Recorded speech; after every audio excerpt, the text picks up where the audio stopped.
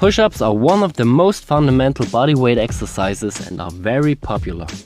The movement is simple, can be done everywhere, and it's very effective because you are using a lot of muscles at the same time. Sounds good, right? The problem is that a lot of people concentrate on quantity instead of quality when doing push-ups. To avoid this, you should focus on these 4 points to make your push-ups perfect. Let's start straight with the number 1, the body position. A push-up is not only a triceps, chest and shoulder movement. Most people neglect their tension in the abdominal muscles, the hips and the legs. Often they form an arched back and have a leg and body tension.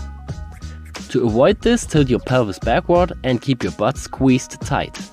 The movement gets a lot harder with this, but it's also more effective. The second point is the arm position. The arm position doesn't really matter in terms of the perfect execution. A perfect push-up can be done with a wide or a narrow grip, but it's important to place your wrists in a nearly vertical line under your shoulder when you do the standard push-up. There are still exceptions for that rule, for example when you are doing pseudo planche push-ups, which puts the focus more on your shoulder. Or when you're doing sphinx push-ups, which are a triceps dominant movement. If you are working with standard push-ups and choose a wider grip, it involves the chest more than a close grip, and a close grip sets the focus more on your triceps. The only thing you should avoid completely are out-flared elbows, because this puts a lot of stress on your shoulder, which can lead to injuries. The closer you place your arms to the body, the more your elbows point backwards.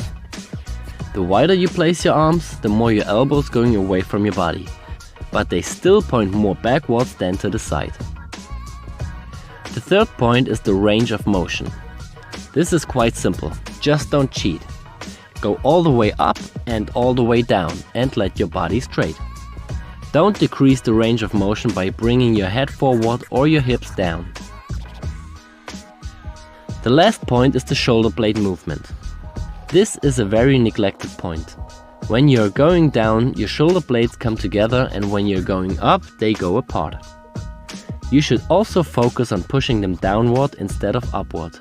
But don't forget, there's still difference between a passive and an active way of this shoulder blade movement. If you are too weak in the shoulder girdle, your shoulder blades come together because you are not able to hold your body against the gravity. You can see this especially at the top of the movement. When you are going down, always focus on the tension and an active shoulder blade movement. Don't let yourself fall down into your structures. If you consider all those points and try it on your own, you will notice that it's much harder to do. Maybe your amount of maximum repetitions will drop, but that doesn't matter. Always focus on quality over quantity, and you will be rewarded with progress and a healthy body. If you have any questions to this topic, just leave a comment. Thank you, Alex.